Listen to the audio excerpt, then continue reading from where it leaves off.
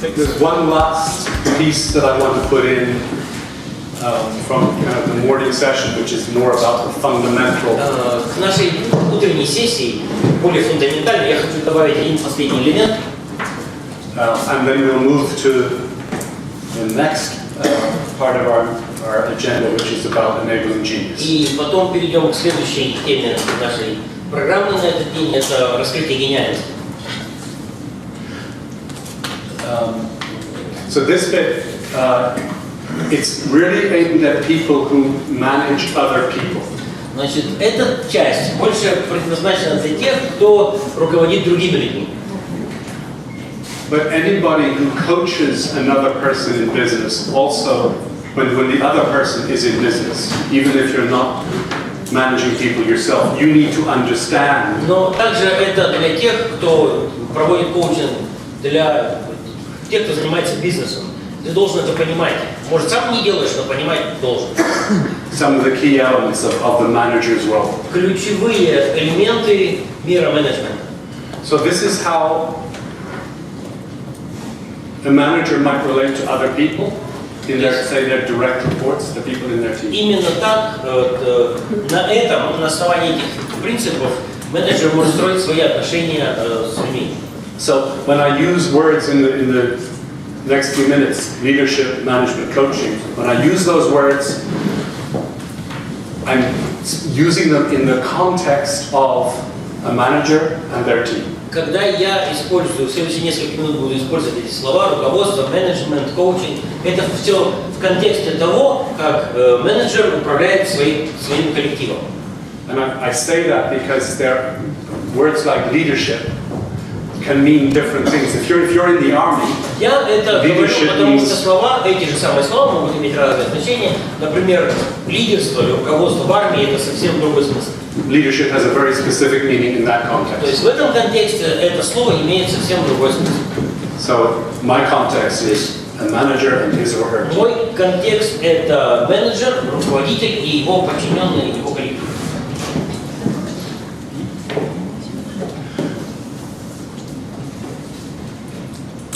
So, because I want to move through this fairly quickly, Я хочу это очень быстро пройти. I'm not going to try and demonstrate that the model is correct. Я не буду стараться продемонстрировать, что модель правильная. But one of the ways that I sometimes do this Но один из способов, как я иногда это делаю, is I get people to identify all the different kinds of conversations a manager might have. Я даю задание участникам определить, какие типы разговоров менеджер может вести на своем рабочем месте. And what usually happens is that we can map all of those different conversations onto a model. Что мы можем сделать? Мы можем различные типы разговоров просто расставить в соответствующие места этой модели. Where the conversations are either about leadership, Или это о руководстве, management, или это менеджменте, управлении, либо это коучинг. So I don't want to waste time in doing that exercise here because I want to get to the heart of this. Я не хочу на это тратить время, потому что я просто хочу изложить основную суть. With your permission. С вашего позволения. And there's one other element. Есть еще один элемент. This only works if there's the relationship. Это все работает тогда, когда есть отношения. So in this model, в этой модели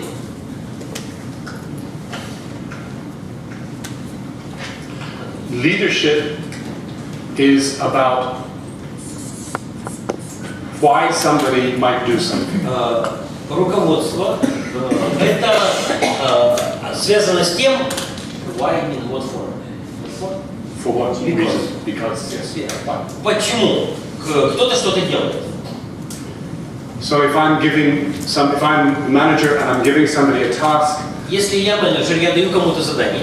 I might say because we've changed our strategy to not talk to these businesses, but to talk to this sector, I want you to reorganize. Я говорю, потому мы это делаем, потому что мы хотим переключиться вот с этих клиентов на эту сферу. И я хочу, чтобы ты изменил нашу стратегию. So the strategic reason is we're not focusing on this market, we're focusing on that. Стратегическая причина, почему? Потому что мы меняем сферу рынка. There's another aspect of why. Есть еще один аспект, почему.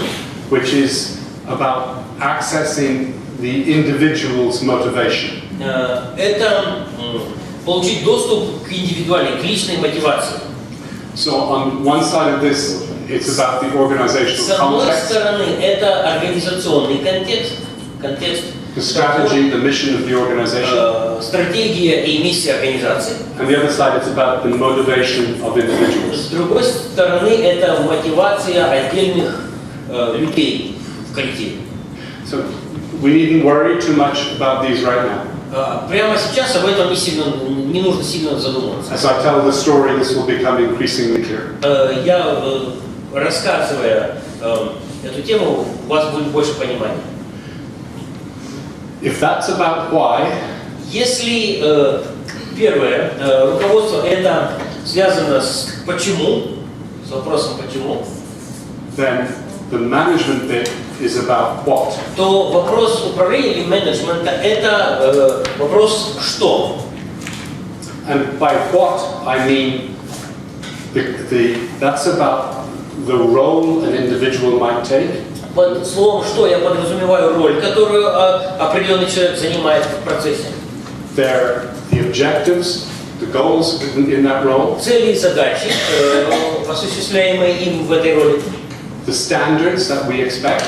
Это стандарты, на которые мы рассчитываем.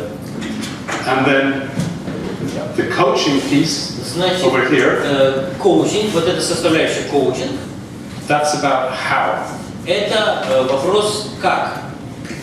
So, and I mean, now be much clearer about what I mean by these, the what and the how. Сейчас я подробнее объясню, что я подразумеваю под этим вопросом.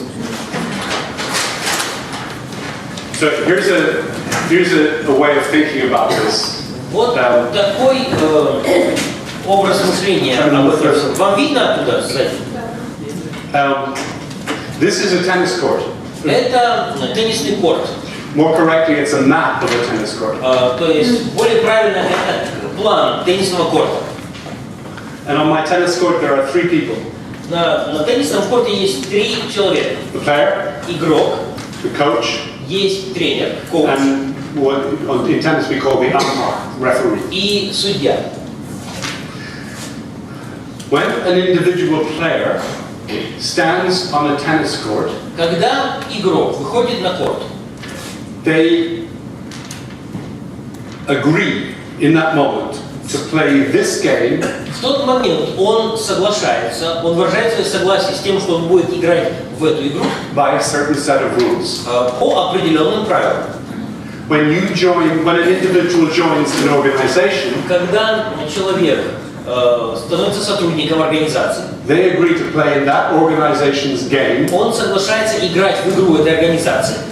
By that organization's rules. По правилам этой организации. If you don't like it, если вам что-либо не нравится, you can influence or you can go away. либо вы можете повлиять на ситуацию или просто уйти. So, when I stand on a tennis court, когда я стою на теннисном корте, what I'm doing is decided in that minute. Что я делаю, определяется в тот самый момент, когда я вышел на корт. I'm playing tennis, these are the rules. Я играю в теннис вот по этим правилам. По правилам тенниса. And this person here, the umpire, the referee, этот человек, судья, their job is to make sure that the game is played by the rules. Его задача убедиться, что правила игры соблюдаются. That's their role. Это все, в чем заключается его роль. And that means that their relationship with the player, это означает, что его отношения с игроком, in that relationship, they have the power. В этих отношениях судья-игрок, он обладает властью. The player doesn't have the power. У игрока власти нет в этих отношениях. The only power I have is to leave the court. Единственное полномочие, которое есть у игрока, это просто уйти с корта, если он не согласился с судьей. So that power influences the way this conversation is. Эта власть, которая у судьи есть по отношению к игроку, определяет формат их общения, их разговора. It's not a discussion. Это не дискуссия. It's not a coaching conversation. Это не разговор во время сессии коучинга. The ball was out because I say so. Мяч в ауте, да, потому что я так сказал. Это аут, потому что я так сказал.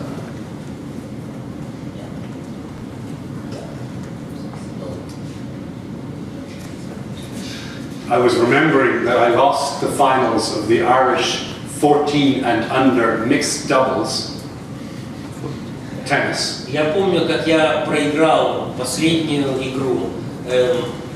That's age 14 ages of age. Значит, это 14 и старше в Ирландии. Because the umpire called the ball that I hit that was in out. Потому что мяч, который попал на площадку, судья сказал, что это аут. The umpire was my opponent, one of my opponent's sister. И судьей этой игры была сестра моей. That's how power played out in То Ireland. есть сестра моего соперника, поэтому она сказала аут, поэтому я проиграл. Вот такой властью обладает судья на корте. So, point, they have power. Значит, смысл в том, что у судьи есть власть. So, this is different though. If I look at the relationship with the coach, it's different. Но если я рассматриваю отношения тренер-игрок, то они другие. In this relationship, if there is power, it sits with the player. В этих отношениях, если у кого есть власть, то она у игрока. You know, if the player doesn't like the coach, they get rid of the coach. If the player doesn't like the coach, they get rid of the coach. Избавляются от коуча. Если игроку не нравится тренер, то от тренера избавляются, а не от игрока. Нет. Да.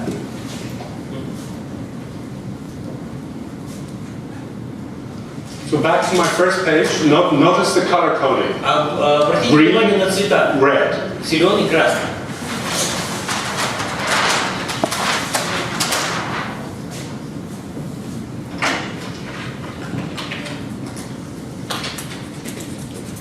Line down the middle. On this side, the organization has power. Средняя линия, перпендикулярная, с левой стороны, это организация обладает властью. And on this side, the individual has power. Здесь отдельный человек, личность обладает властью.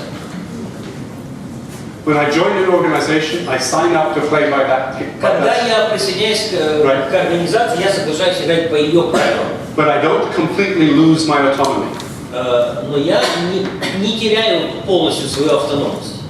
So on this, when I'm having a conversation with one of my team about their role, I have the power. Когда у меня идет as manager, As я как менеджер веду разговор с кем-то из своих сотрудников, то у меня, как представитель организации, есть власть.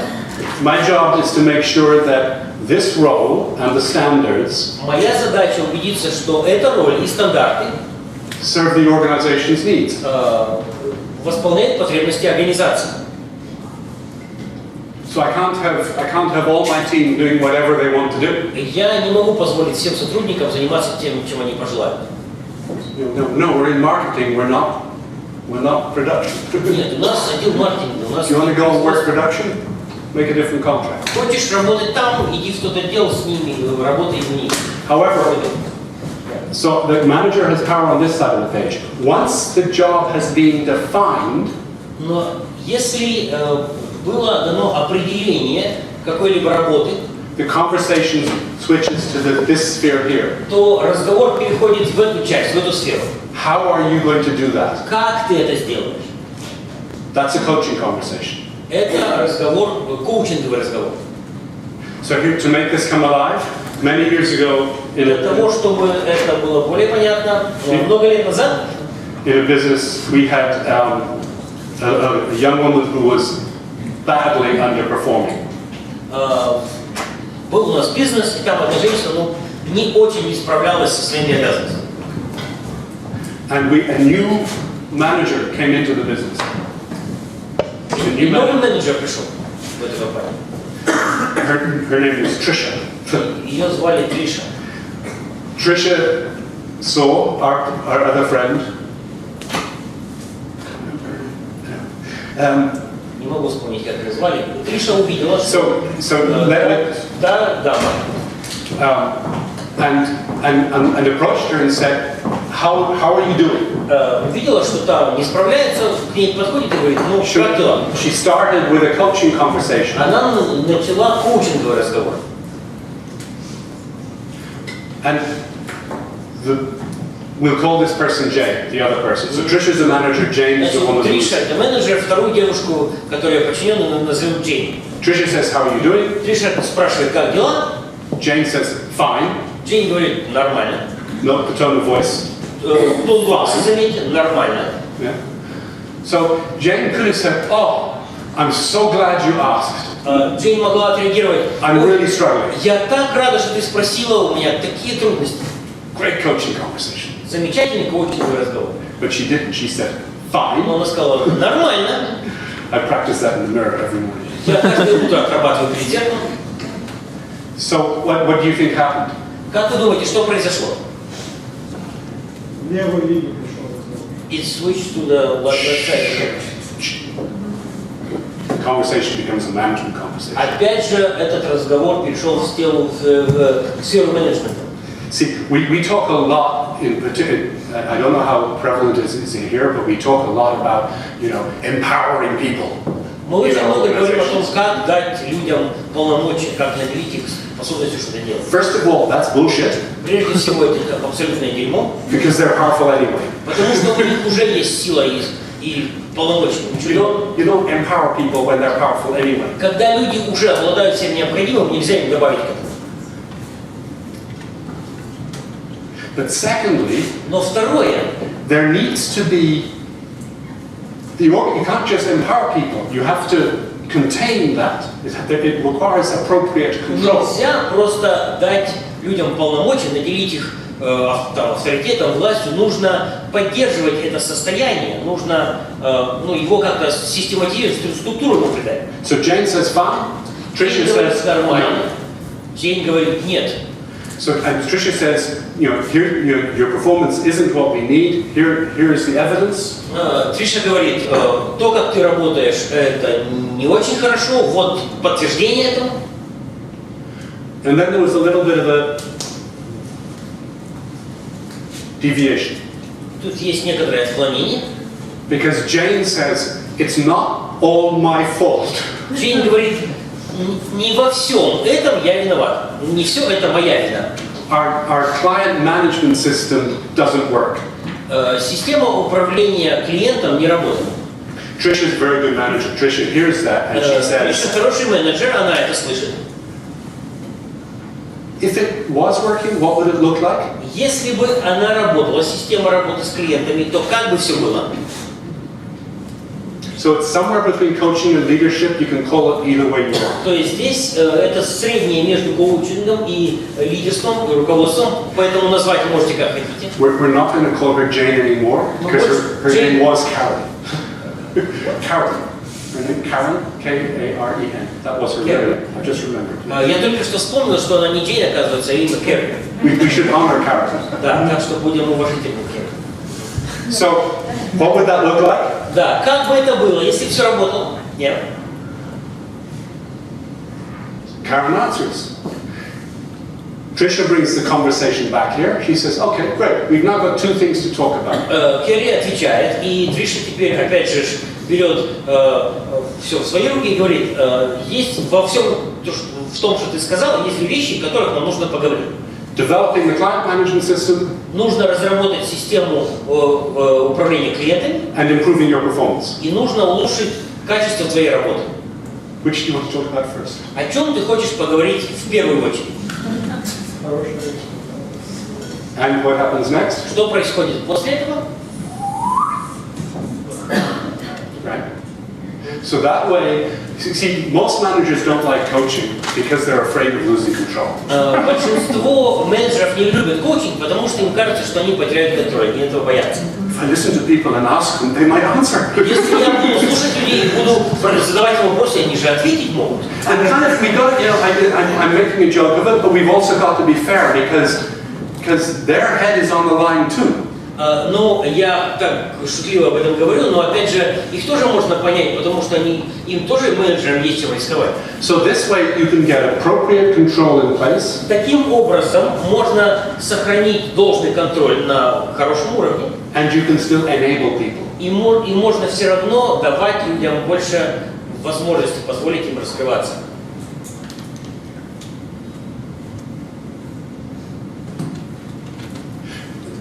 Does that make sense? Понятно? Okay. So most managers don't know this. Большинство менеджеров этого не знают. So they don't know when they're leading, they don't know when they're managing, and they don't know when they're coaching. Они не знают, когда они руководят, когда они менеджеры, когда они коучи. That's confusing for them. And sure as eggs, it's confusing for the other Это person. для них абсолютная непонятка и, конечно же, абсолютное недоумение для тех, с кем они работают. But if you have clarity Но если есть ясность about which one you're doing, о том, что ты в данный момент делаешь, you bring your direct report in more into a state of flow.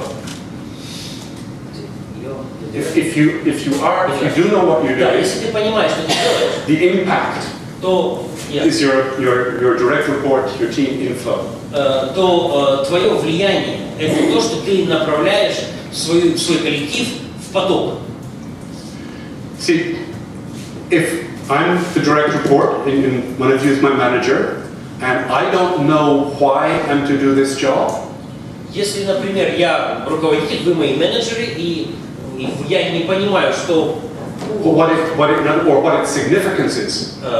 Who doesn't understand what? So, If somebody here is my manager, and I'm the direct report, yeah. and I don't know why this job is important. As a director. Yeah.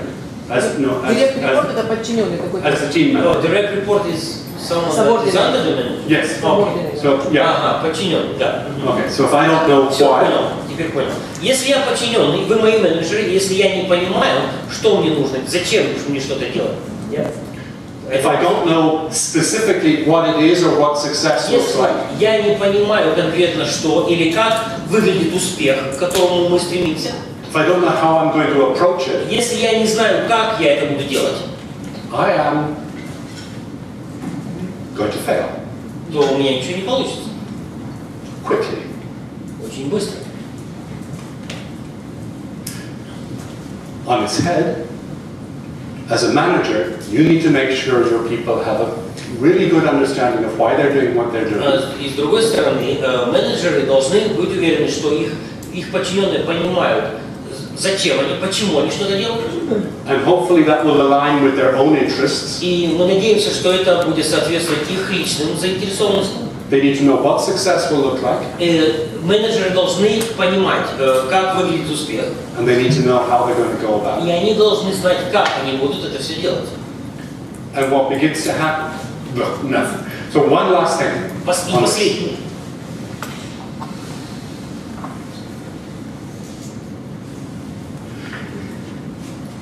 When you have a performance review or an appraisal as a manager, is that?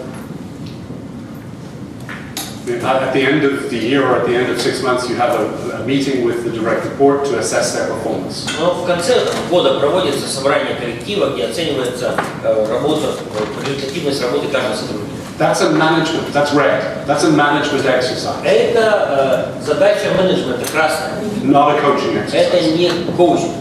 However, Тем не менее, you will be well advised to use your coaching skills to help that person assess their performance. очень рекомендуется вам использовать свои навыки коучинга для того, чтобы это мероприятие провести. You will be well advised to use your coaching skills to help them think through what their objectives are for the next period. И очень полезно использовать менеджеру свои коучинговые навыки для того, чтобы помочь им, подчиненным, задуматься над тем, какими будут следующие их цели. Yeah?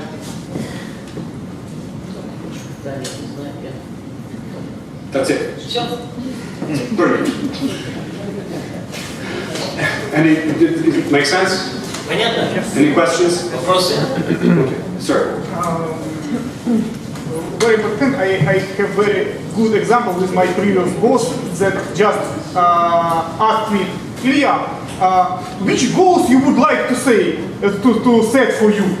And I had no idea because I don't understand what he was. У меня есть начальник, который спросил, Илья, какие бы цели ты перед собой поставил? У него не было идеи, новая идея. Нет идеи. Правильно? Да. Новая идея. Я не мог поставить, потому что никто мне не сказал, какие цели организации, чему мы вместе делаем. Any goals because I didn't know the goals of organization. Very good. So.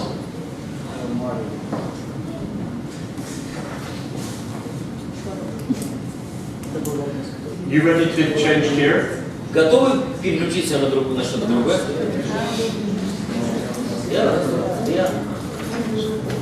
Unfortunately, I don't know of any way of going into this next bit that isn't about using a flip chart and talking.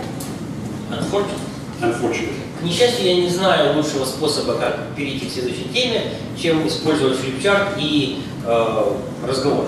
Because that means you will be sitting there listening. Это означает, что вы будете сидеть и слушать. Я надеюсь, что будете слушать. So let's hope I can make it a bit interesting. Надеюсь, что мне удастся сделать это достаточно интересным. If you need to stand up and walk around or Если нужно встать немножко, походить, размяться, там, потянуться, пожалуйста. Yeah, we'll have to change the presentation. no, I meant during the presentation. Yeah, we can you do that. So this next piece is into the idea of enabling genius. Следующая наша тема, следующая наша сессия – это раскрытие гениальности. The origins of this are there are two places this came from. Источником этого всего были две вещи. The first was being quite a good coach. Первое, являясь достаточно хорошим коучем, I knew how to work with people я знал, как very работать well с людьми on the basis of that довольно model. неплохо, But I was being increasingly asked by people who were trying to do extraordinary things. но меня постоянно спрашивали о людях, или люди интересовались тем, как достичь более высокого уровня. And I needed to find a way of helping people explore the upper reaches of their potential. И мне нужно было найти способы, как помочь людям исследовать более высокие уровни своего потенциала. Safely. Безопасно. Because purely, in my view, Потому что с моей точки зрения, a purely coaching-based system wasn't going to be enough. Чисто коучинговой системы для этого недостаточно. I had to be able to guide people as well. Нужно иметь способность направлять людей куда-то, к каким-то вещам. And the guiding would come from here, from being able to put structure into the coaching. И это направление, оно на этом уровне структуры. So in education, they sometimes use the words scaffolding, to provide a scaffolding for somebody. В образовании есть такое выражение.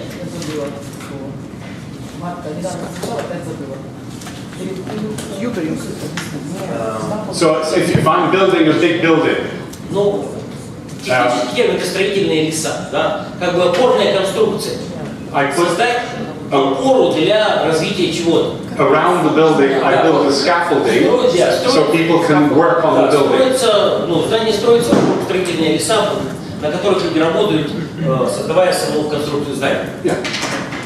So in education, they use the word scaffolding to say, you can develop, you can build out in this direction safely. Но у нас лучше бы, наверное, это слово опора, на основании которой можно дальше двигаться и строить что-то следующее. So enabling genius was intended to be the scaffolding to allow people to И excel. поэтому вот эта вот идея раскрытия гениальности, это как опора для того, чтобы люди смогли двигаться дальше и достигать других, более высоких сфер своего потенциала. The second source of the thinking was going into the various places you can find information, bookshops, the web. Вторым источником этой идеи раскрытия гениальности, что во многих местах можно найти информацию по этой теме. В книжных магазинах, в других ресурсах. To find information about excellence. Можно найти информацию о превосходстве, о мастерстве, о таланте, Potential, all of those things. потенциале, во всем этом. Psychology, philosophy, neuroscience.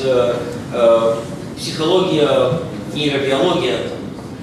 And what you find is that there are people who are experts in very small areas. И можно обнаружить, исследуя информацию, что были люди, которые достигали мастерства в каких-то узких направлениях деятельности. And very little is connected. И очень мало взаимосвязи между всеми этими вещами. So this was an attempt to take an overview and say, actually, in terms of excellence, these are the key things you need to know. Поэтому вот эта вот идея, вот эта работа раскрытия гениальности, она пыталась как бы сделать общую картину и определить, что нужны вот такие ключевые элементы для того, чтобы гениальность достичь, чтобы ее раскрыть. And what emerged from the research was that people who excel there are commonalities to the path they have chosen. И на основании из этих исследований результатом стало то, что люди, которые достигали высших уровней мастерства, профессионализма, у них всех были какие-то ключевые общие элементы. So I'm going to take you through a little bit of a.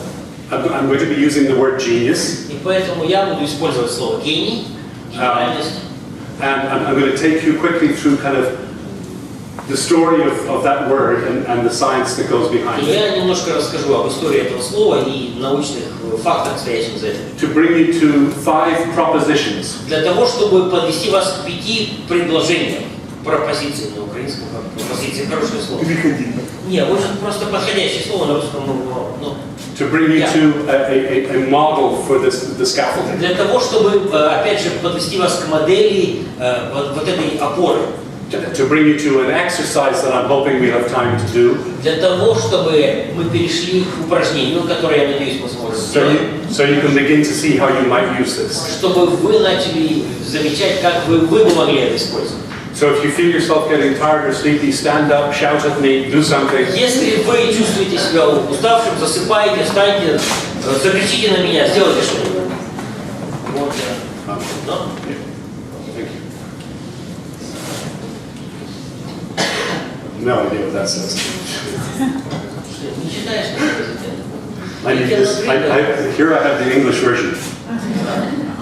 Здесь у меня английская версия. When I say the English version, Когда я говорю английская версия, you know who Oscar Wilde was? вы знаете, кто Оскар Уайльд? He was Irish, right? Он же ирландец. And what he said was the English gave us their language. И он говорил, что англичане дали нам свой язык. And gave isn't actually what happened. Не дали это не то слово, как оно на самом деле произошло. В общем, любят они друг друга. And we taught them how to use it. А мы научили их, как его использовать. Vanity. So the words, these words are the things that I've already said. So you can read those. Это я уже сказал. Oops, you can't move it on too quickly. Да? Да, сказал.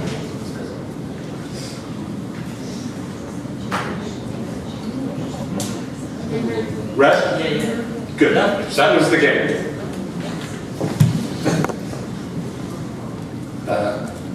So the conventional notion of genius is that only few people get to be called genius. Принятое понимание гениальности, что это у немногих.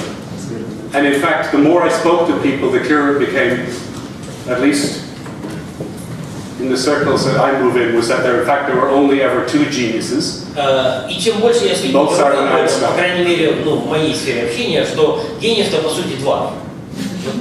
Вот это? Both men. И оба мужчины. Okay, so I really do wonder who's making the rules here. I really do wonder who's making the rules. Да, то есть интересно, то есть задумываюсь, да, кто вообще правила установил эти, да?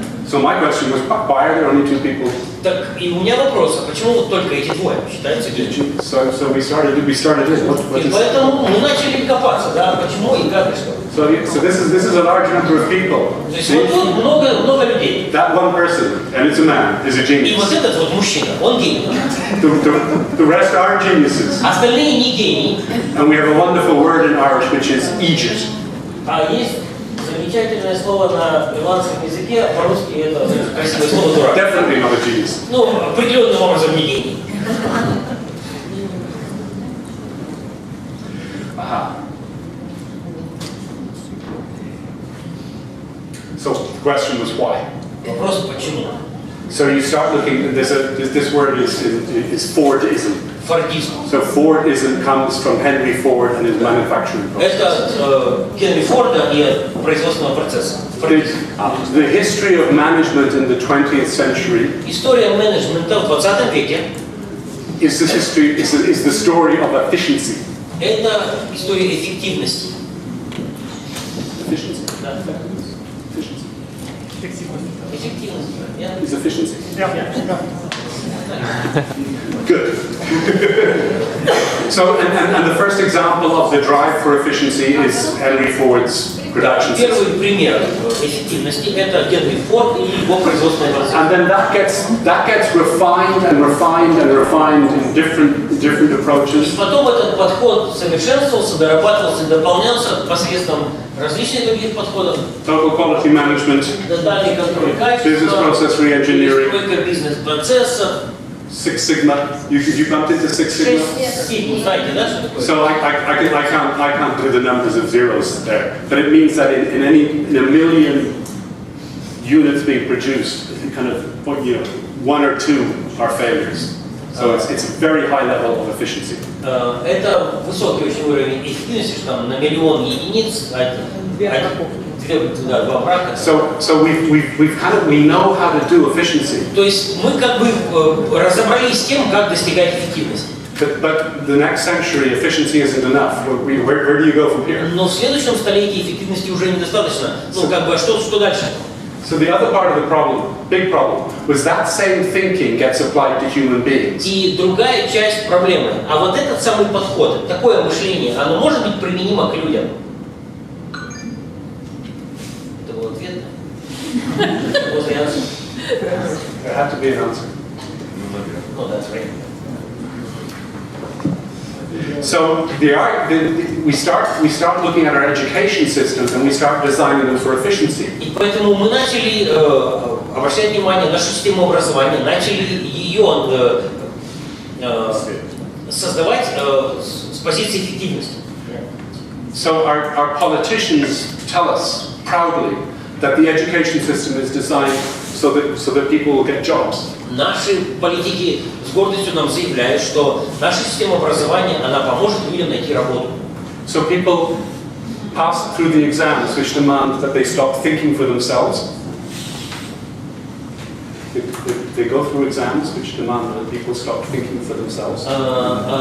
И люди в системе образования сдают экзамены, которые требуют от них, чтобы они перестали думать индивидуально.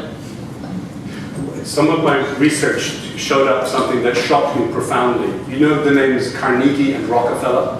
Одно из моих исследований просто шокировало меня фундаментально. Вы же знакомы с именами Карнеги и Рокфеллера. When they had stolen so much money, они столько денег своровали. Нет? Слышь, они заработали. they decided that they need to give something back. И своровали столько, что решили поделиться. Very little. Но совсем немного решили. And Carnegie and Rockefeller got involved in redesigning the American education system. И Карнеги и Рокфеллер, они оба принимали участие в том, чтобы переделать систему американского образования. And they explicitly designed it to produce docile workers. Docile, compliant. И они целенаправленно систему делали такой, чтобы она производила послушных работников. We need people who don't think. Нам нужны люди, которые не думают. You're familiar with this. Ну, вы с этим знакомы.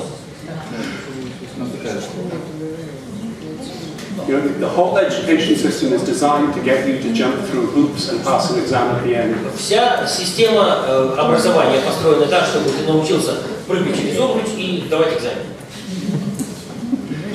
So that happens not just in our education systems. It happens with our management systems. Это не только система образования, это система менеджмента. You know about force distribution in management. So, for instance, Intel, as an example. Intel are the company that produces chips. Возьмем для примера компанию Intel. You have to, if you're a manager of a team, you have to make an assessment of your team and you have to distribute them across a chart that is about those who have potential and those who are performing well. И если, например, менеджер, у него есть подчиненные, он оценивает их работу и расставляет их на такой схеме, те, у кого лучше показатели и что еще? Перформанс, и потенциал, и показатели, да. So if you're A1, you're doing okay. Если ты в этом квадрате, там, А1, то у тебя все хорошо. If you're C3, если у you're in тебя trouble. C3, то у тебя проблемы. You get coached. Коучинг нельзя. And it's not a meritocracy. It's a forced distribution. So there has to be somebody in all of those different boxes. И это же, ну, это делается осознанно, и наверняка есть все люди, которые укладываются в один из этих квадратов. Каждый из них. So in Intel, 20% of the population were in C3, by definition. И по определению в корпорации Intel 20% сотрудников попадали в нижний правый квадрат. I've sat with some of those people, highly intelligent, highly professional, highly motivated people. Я с некоторыми they're из них сидел вместе, которые очень умные, очень образованные, очень талантливые.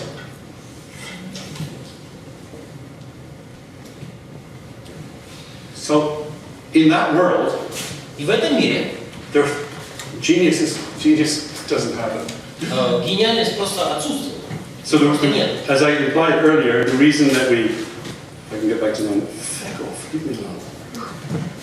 Vodafone is telling me that I need to pay more money. That sounds a bit of. So the last words are here. Management becomes about measurement, what you can measure. Да, то есть You measure what you can. система менеджмента это то, чтобы то, как можно померить все, что можно померить. And then we have this word, I don't know if you've bumped into this, but in many organizations that I work with, they have competencies. So the competencies are the skills you need in order to be successful in a particular job. Во многих компаниях есть компетенции, навыки, умения, которые тебе необходимы для того, чтобы ты мог выполнять определенную работу. Competencies come from the word competent. Компетенция от слова компетентный. I may be odd, I may be strange. И я, может быть, могу быть странным, I don't want to be competent. но я не хочу быть компетентным. I'm really not interested in being competent. Меня на самом деле это не интересует быть компетентным. Why would you want to be just competent? Зачем иметь такое желание быть просто компетентным? You were blessed when you were born. Когда вы родились, это уже благословение. You got a body, right? У вас тело есть, полтела вы получили. And it's got quite a big brain. И мозги какие-никакие. You got emotions, Эмоции, intuition. интуиция. See, you got a human body. You didn't get grasshopper. И вы же в теле человека родились, не кузнечика какого-то. Competency is not the best game in town.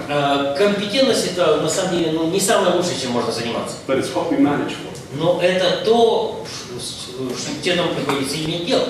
And as we move into the 21st century, И перейдя уже в 21 век, that isn't what we need. Competency is not going to solve the problems from our environmental Компетентность не решает наши проблемы, to political начиная от окружающей среды, заканчивая политикой. to successful organizations, to having successful И organizations. также всего, что касается успеха организации. Less than 30% of the workforce in the States is actively engaged in the workforce. Менее 30% людей, которые выполняют какую-то работу, заинтересованы в этой работе. So, next, I need to know, because I can't read Russian, let me see the next slide. То есть, когда вы говорите компетентность, наверное, это имеется в виду соревновательность. Нет. No, competence means that skill. So there is a word, competency, which has been used to define a skill or a set of skills. Да. Компетентность это именно обладание определенными навыками. But the origin of the word Но is competent. происхождение слова это прилагательное компетентный, To be able. способный сделать что-либо. I'm competent to drive a car. Я способен водить машину. I'm not going to kill anybody. Я никого не задавлю. But I can't drive on ice and I can't drive a Formula One car. Но я не могу, например, по льду ехать или на автомобиле Формулы-1 ехать. I'm competent. Но я ведь компетентный. Okay? So in that world, genius is impossible. И поэтому в таком мире гениальность невозможна. It's just two men. Всего лишь два гения. And the reason for that is that you know what? In England we have this thing called grammar schools. Yeah, that's what they're called. В Англии есть такие школы грамматики. When the British Grammar, called grammar, not drama, grammar schools. They're a certain kind of school. Определенные школы. What happens is the education system is public, so anybody can show up and learn. Есть в системе образования And there's a private sector. государственные школы, общеобразовательные, которые для всех. И есть частные школы. If you have lots of money, you go to a private school and then you get to go to Oxford. У тебя много денег, ты можешь учиться в частной школе, потом в Оксфорд пойдешь учиться. Then you get a really good job as a politician or a political advisor. Потом у тебя будет хорошая работа как политик или там политический консультант. What the British Empire Британская империя realized was that they needed more people who were well educated to run the empire. Осознала, что нужно больше людей, хорошо образованных, которые смогут управлять империей. So they set up a small number of schools and they selected the intelligent people to go to those schools. Поэтому были созданы специальные школы, которых не так много, куда направляют избранных учеников для того, чтобы они учились там. So in other words, we need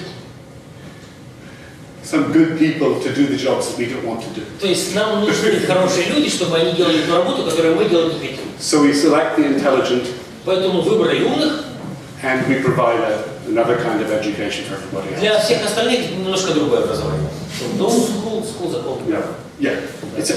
So, and with a more liberal kind of social mindset, 30 years ago, grammar schools were stopped because. И уже с развитием более либерального мышления эти школы грамматики прекратили существование лет через 30. Because you got into a grammar school by passing a test at the age of 11. Потому что в эту школу ты попадаешь, если ты сдал экзамен в 11 лет. If you didn't pass the test, если экзамен не сдал, то ты вышел. So you are now just a worker in a factory. То ты просто будешь работать на фабрике потом и все. And that was realized to be the inequality of that was just too much. In England, they're now bringing back. They're trying to bring back grammar schools. Ну и все поняли тогда, что это слишком много неравенства уже на таком этапе, и поэтому их убрали. Но сейчас в Англии думают, как возобновить эту систему. So it comes out of the same mindset that says these people are special. То есть это опять же строится на том мышлении, что вот эти люди особенные, and the rest will die in our factories or in our а все остальные, они помрут на наших заводах и в других местах, где нам надо. You understand that I'm exaggerating for a fact? Понимаете, что я немножко преувеличиваю во всем? So the word genius, I decided that the best way into this to try and change people's understanding was to take the idea that genius is only for a few and to turn that on its head. И моя идея была, чтобы взять слово «гениальность», которое используется применительно вот к этим особенным людям, просто вернуть ему нормальный смысл. And what that means is that the word genius, it comes from Greek. It's the word daemon. Слово, значит, гений имеет некоторую античную природу, в Древней Греции использовалось, означало вот какого-то духа. It also comes up in Roman times. И также в Древнем Риме оно использовалось. Your genius was your guiding spirit. Твой гений – это твой дух, который тебя направляет, который сопровождает тебя по жизни. So when you were born, you were assigned the guiding spirit. То есть, когда ты был рожден, тебе был представлен такой дух. A powerful man or woman would simply, the assumption was that they simply had a powerful guiding spirit. То есть, если человек какой-то выдающийся, это означает, что у него такой прокачанный дух, вот этот демон, ну этот гений. But I'm going to skip on because I want to get to the active bit more quickly. Я быстро это пройду, потому что более интересным вещам нужно. Then the word got twisted in the 1850s. Потом в середине 19 века это значение слова исказилось. And a guy, Francis Galton, wrote a book called Hereditary Genius. Товарищ по фамилии Фрэнсис Гальтон написал книгу «Наследуемый гений». So he was saying that intelligent people were intelligent because of their genes. Он сказал, что вот, источником врожденной способности человека служит его наследственность. That's what he was saying. Это он вот так утверждал. What he didn't account for in his research was the fact that those people also had all the resources. Что он не учел в своих рассуждениях, в своих исследованиях, что люди, которых он назвал гениальными, располагали всеми необходимыми ресурсами. So of course they were educated. Ну, конечно же, они были образованы благодаря ресурсам. So that model that way of thinking. И это мышление still exists to this day. Продолжает существовать и до сего дня. If you listen to people, sports commentators, they'll say things like, "She's a natural." Если слушать, например, спортивных комментаторов, там говорят, она сама естественность. Is this hard to listen to? Тяжело слушать это, да? Нет. Надоело. Yeah? It's okay? Нормально? Promise? I just hate ramming stuff down people's throats. It's okay, so keep going. Ладно, продолжаем.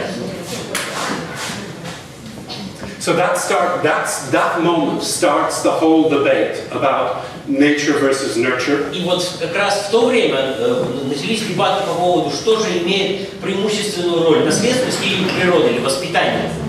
So the idea that she's a natural or she's gifted. То есть это одаренный человек, он такой естественный, у него так все натурально получается. That it comes through the genes or it comes from God. Которое откуда-то пришло из наследственности или от Бога. That's the way people still think about it. То есть люди продолжают это воспринимать вот именно таким образом. Think about genes. Говоря о гении, о гениальности. Here's the thing, if I had spent as long as some of the people who have excelled, Olympic medal winners, sports people, artists, if I had spent all those hours training, doing my diet, not going out in the evening with my friends, if I had spent all those hours and somebody had said, well, he's a natural, Но если бы, дело в том, что если бы я потратил бы столько времени, столько усилий, соблюдал бы все диеты, как самые выдающиеся спортсмены или там мастера какого-либо рода деятельности, то, глядя на меня, вот после всего этого, сказали бы, ну, он сама естественность. I'd be pretty pissed off. И я, да, мне бы тоже не понравилось вот такое восприятие меня. So, quickly moving on. We talk about Mozart as an exemplar of genius. Как пример гения мы берем Моцарта. Everybody I spoke to agrees that Mozart is a genius. Абсолютно все, когда мы говорим о гении, говорят про Моцарта, вспоминают Моцарта. Mozart's father Отец Моцарта ran a music conservatoire. Был дирижером оркестра. Where he invented a system of training the violin, which is so similar to the Suzuki method. So way ahead of his time. То есть он разработал систему обучения игры на скрипке, которая значительно превзошла его время и которая стала использоваться намного позже. Mozart has an older sister who was a supremely talented musician. У Моцарта, Вольфганга Амадея, была старшая сестра, которая очень талантливый музыкант. So before he's even come into the world, he's hearing music. То есть он еще не родился на свет, а музыку уже слышал. And when he's tiny, he's hearing his father, he's hearing his sister. И когда маленьким был, он слушал своего отца и сестру. So he's still in nappies when he's climbing up onto the piano stool. Он еще в пеленках был, когда слышал, как его сестра играет. So the argument is, it wasn't just some unique quirk in his genes. То есть говорится о том, что это не только что-то такое уникальное в его наследственности, в его генах. He wasn't a prodigy. Он не был гением, ну вот таким рожденным гением. His training started when he was in the womb. Его обучение, его учеба музыки началась, когда он еще был в утробе матери. So, the big argument that emerged later on, when people started examining the idea of genius, И очень существенный аргумент, который was a study that took place in the West Berlin Music Academy. Появился, когда начали изучать тему гениальности более подробно. Where was that? Just make sure I got it right. So the next quote here, there's a guy Anders Ericsson, American psychologist. И потом еще также был Эриксон, американский психолог. West Berlin Music Academy. Это музыкальная академия Западного Берлина. And they went in to do some research. Там они проводили некоторые исследования. And what they did was that they divided. So you're reading that, so I'm going to stop talking.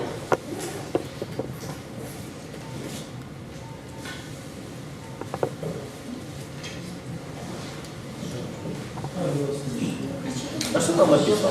Сзади. Можете прочитать? Да, прочтите. Не видно просто. Можете прочитать?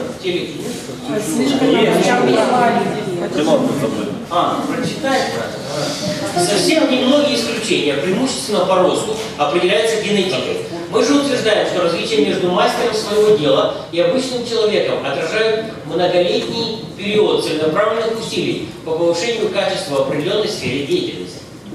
Нет.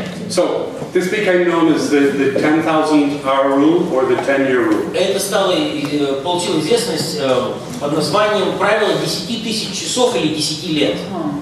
So what happened was, to do the research, they divided the students, the violin students, into 3 groups. То есть они у своих студентов в музыкальной академии Западного Берлина поделили студентов-скрипачей на 2 группы. The students that the staff, the teachers thought were going to be stars, the absolute best.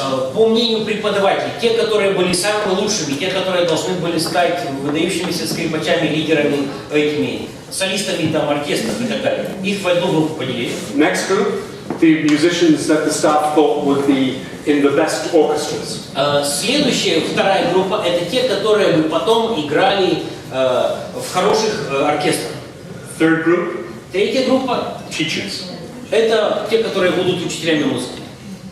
on the basis of their talent. На основании их таланта. Поделили их вот именно так.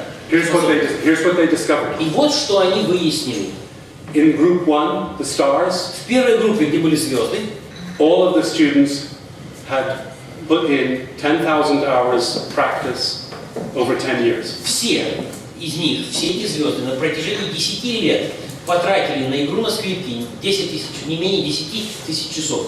Middle group, Средняя группа 8,000 hours over 10 8 years. тысяч часов в среднем. This group, 4,000 to 6,000 hours. Третья группа 4 тысячи часов. So the only differentiator was the amount of practice they То put есть in. единственное различие между группами было количество часов, уделенных музыке, игре на скрипке. So people love this idea. People like me, И людям, таким как minded. я, очень понравилась эта идея. Wow, anybody can be a genius. Каждый может быть гением. Just got to do the work. Нужно только работать. Wish they told me that when I was 10. Если бы мне в 10 лет такое сказали. But then this other thing happened. Потом произошло нечто следующее. So two completely different stories. Две абсолютно разных истории. One, Stefan Holm, Один из них Стефан Хольм, Swedish. швед. He was a very successful high jumper, Очень успешный прыгун в высоту. as you can see. Ну, это одно из только его наград, он там кучу всего He выиграл. was the wrong shape, the wrong physical build to be a high jumper. Он совсем по своей физической комплекции не подходил для прыжков в высоту. High jumpers are tall, light, skinny.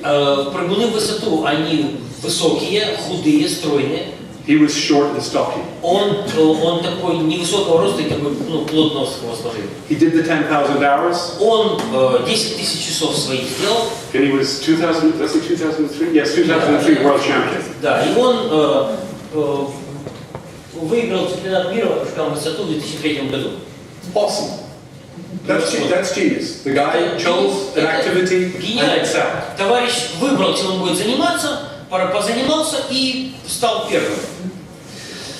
My friend then, Donald Thompson, or Thomas, sorry.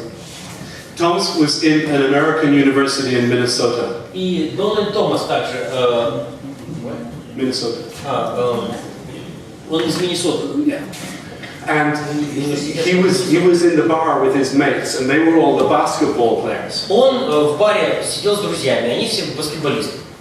And in the bar, all the athletes were there as well, the track athletes. Ну и, значит, в этом же баре другая группа товарищей — это легкоатлеты. So you can imagine young men in a bar. You can guess what happens. Ну, представьте, молодняк такой в баре, весь тусуется, можно дальше предположить, что происходит. So the athletes challenge the basketball players to demonstrate their prowess. Ну и, значит, эти легкоатлеты, они, значит, давай к этим баскетболистам приставать, ну, покажите вообще, на что вы способны. Donald Thomas goes down and jumps and clears the bar and clears the university record. И Дональд Томас, баскетболист, выходит, значит, в сектор прыжков в высоту и перепрыгивает планку, ставит рекорд университета. It was a disgrace. He was wearing the wrong clothes. То есть это было просто, всех опозорил, не в правильной форме, And he had no technique. не имея абсолютно никакой техники прыжков.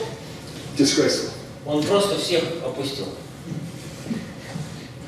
2 years later, Через 2 года he wins the world championship, beating Stefan Holm into second place. он победил на чемпионате мира в 2007 году и этим самым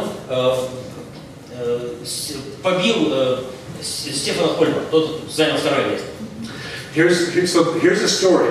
The one story says, everybody's got genius, 10,000 hours, do the work. Первая история говорит, у каждого есть гений, 10 тысяч часов, и у тебя все получится. Nurture. Это воспитание. The other side of the story is Donald Thomas. Вторая часть истории, Дональд Томас. He's got abnormally long Achilles tendons. У него аномально длинные ахилловы сухожилия. That's where apparently Очевидно, что high jumpers get the power from. именно вот это вот определяет высоту прыжка. Nature. Это природа.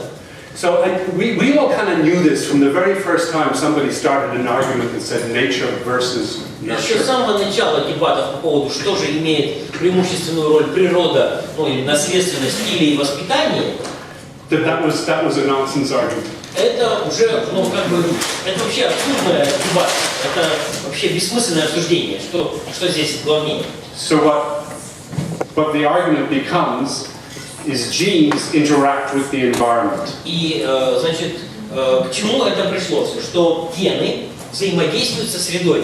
Nature, nurture, the interaction of those two. Взаимодействие природы и воспитания, оно приводит к правильному, выдающемуся результату. The best we can find, and it's flawed evidence, is that 50% of what you become you can influence. И самое лучшее, к чему самый лучший вывод, к чему мы пришли, что мы способны повлиять на 50% того, кем мы станем. And that doesn't account for flow. И это не учитывает поток. So you can do your 10,000 hours practice То есть можно 10 тысяч часов out of flow or in flow, чем-то заниматься, and it's a world of difference. вне потока или в потоке, и это будет существенная разница. So my best guess is it's much more than 50% that we can influence. Поэтому я могу предположить, что мы можем повлиять на более чем 50% того, кем мы являемся, кем мы можем быть. So given that background, Итак, nobody has the right to define genius. учитывая всю вот эту вот основу, всю эту предысторию, мы можем утверждать, что никто не имеет права утверждать, что такое гениальность. Давайте этому определению. It's a social construct. То есть это социальное понятие. So I've chosen to invent it my way. И поэтому я принял решение изобрести его заново. And my way says that each individual person И has unique individual genius. So the game значит, к чему я пришел, что каждый человек имеет свою уникальную, индивидуальную гениальность. Вот так вот. So actually, just if you can quickly read the last two statements there, then I can. This begins. I hope. These two, yeah? Yeah. Both. Значит, что написано здесь? And they are from where? They're from a book called The Genius in All of Us by David Schenk. Цитаты из книги «Гений в каждом из нас».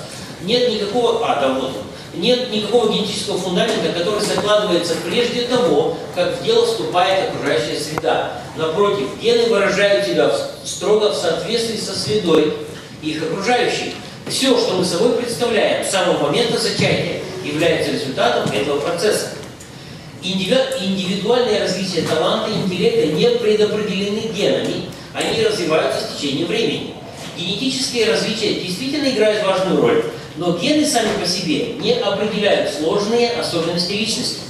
Гены и окружающая среда скорее взаимодействуют друг с другом в динамическом процессе, который мы никогда не сможем контролировать полностью, но на который мы можем существенно повлиять. Дэвид Шенк «Гений в каждом из нас». Перевод мой.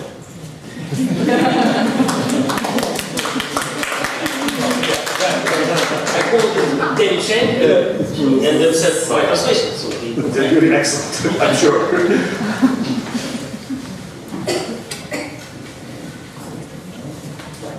Actually, read this. You might as well. You're getting. В идеале было бы этот вот теннисист, я не знаю, кто это, один нам будет. You don't know who that Oh, is? that's you. No, that's Roger Federer. Это Федерер. I'm sorry. В идеале, он сказал такие слова. В идеале было бы здорово иметь намного больше времени на подготовку, потому что тогда, в принципе, ты можешь вернуться на корт, очевидно, и быть как бы другим игроком. Я не скажу, что сожалею, что делал это, участвовал в турнирах, но я бы хотел, чтобы у меня было еще больше времени для тренировок. Yeah. So in my world, this man is a genius. То есть в моем мире этот человек гений. And what's remarkable about him is that he appears to reach a peak. Что удивительно в его случае, что он как бы дошел до максимума по своих способностях. Something happens, maybe he loses a match. Потом что-то происходило, он мог проиграть игру. He goes away, he reinvents himself, and he reaches another peak. Потом он как бы работал над собой, что-то менял в себе, и он поднимался еще выше, снова достигал высоты. So what he's saying here is that I wish I could have practiced and learned more. И что он сказал? Он говорит, я бы хотел еще больше тренироваться, еще больше играть. So my propositions. Итак, 5 моих предложений. Genius is available to all. Майлза Дауни. То есть это предложение, которое он лично высказывает в своей книге. Первое. Гениальность доступна каждому. The game is to find out what your genetic inheritance is. Суть в том, чтобы разобраться, какова твоя генетическая наследственность. What your gift is. В чем заключается, в чем скрыт твой дар. And develop that. И развивать это As far as you can. настолько, насколько ты сможешь. Right? The second one is that Вторая пропозиция. so that each person can have a unique individual genius. Каждый человек может развить свою уникальную, индивидуальную гениальность.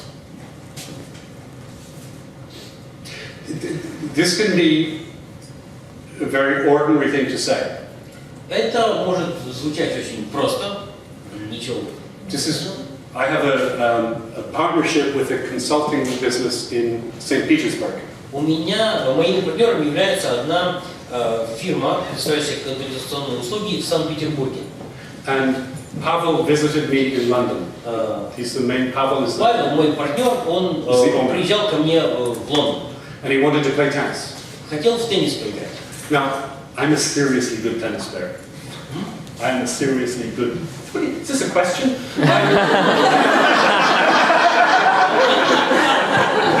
Don't believe. I can't say that again. Я очень хороший игрок в теннис.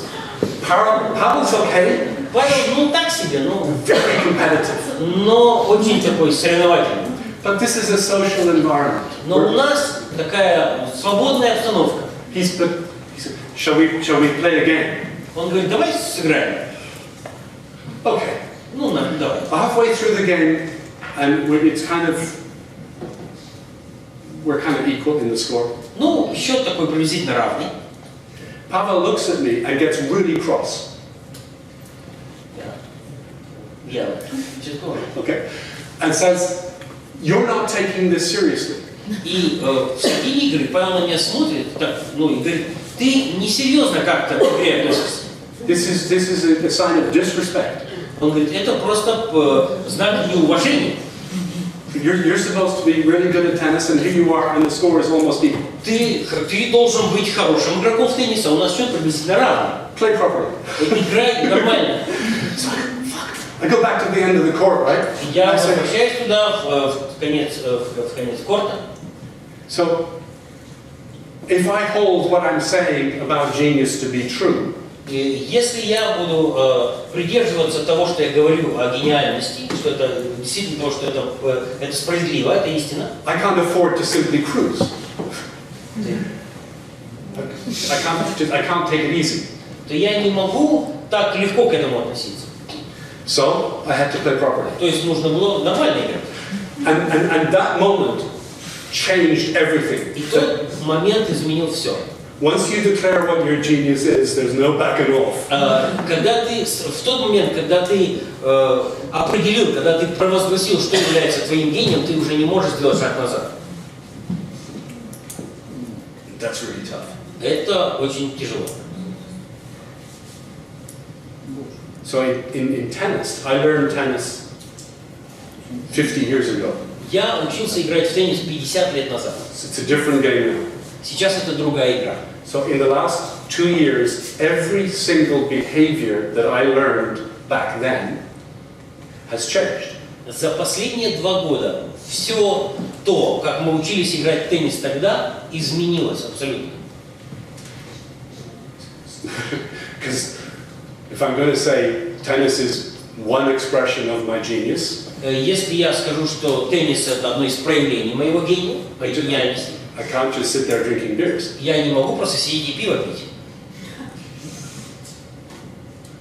That's a significant shift. So this stuff is for those who choose to engage with their genius. И это все для тех людей, которые согласны работать над своим гением. You're not obliged to do that. Вы не обязаны это делать. So that said, the next bit is that each individual can develop genius in a specific discipline or craft. И следующее предложение, высказанное мною, это каждый человек может развить гениальность в любой дисциплине, профессии или навыке. So at different points in your life, you might have a different genius. В разные моменты времени у вас может быть разная гениальность, разный гений может у вас. What you were doing when you were 20 might become different when you're 30 or 40. То есть вам 20 лет, вы занимаетесь одним делом, потом вам 30, вы занимаетесь чем-то другим и так далее. Or you might need to have multiple geniuses. Или вам необходимо, чтобы у вас было задействовано несколько гениев. So I am a consultant and a coach. Я консультант и коуч. I also need to be really good at selling. Также мне нужно уметь хорошо продавать.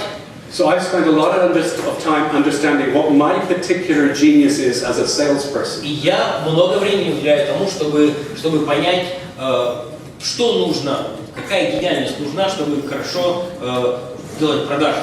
And once I understood it, I could develop it. И когда я это понял, я смог это развивать.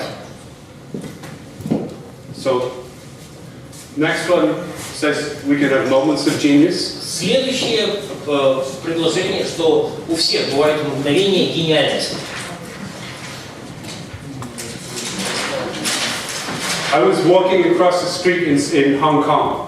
Я шел по улице в Гонконге. And I was trying to work out how the needs of the organization and the needs of the individual were balanced. И я думал над тем, как сбалансировать потребности организации и ее сотрудников. And in the middle of the street, as I was crossing that road, I had this clarity. Я переходил улицу в Гонконге, и посреди улицы меня просто вот эта вот картинка возникла у меня в голове, вот так моментально. You know, sometimes when you've got a problem, where you're thinking about something, and then maybe the next morning you're preparing to go to work, you're having a shower. Знаете, иногда у вас какая-то проблема или вам нужно с какой-то задачей справиться, вы думаете об этом, на следующий день готовитесь на работу и утром душ принимаете. Good ideas aren't coming out the shower head. Хорошие идеи, они не из душа льются на голову. So you can set yourself up. То есть вы можете настроить себя for moments of genius. На моменты гениальности.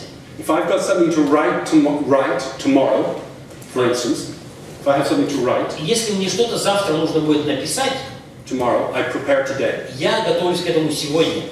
I collect my thoughts, I draw a mind map. Я собираю мысли, я эту ментальную карту составляю.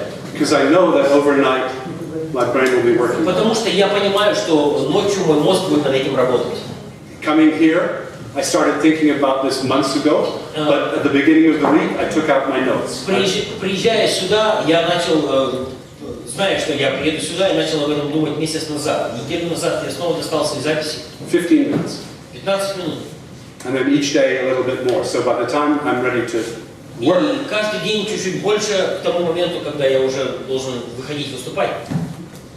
So you can set yourself up for moments of genius. Поэтому вы можете себя подготовить к моментам гениальности. And if you can have one, you can have two. И если у вас мог быть один такой момент, то у вас может быть их два. And the last proposition is that people have moments of genius. И последнее, collective genius. Что люди могут работать вместе в состоянии коллективной гениальности. So those are four propositions. Это Five. Это пять предложений. Okay, and then moving on.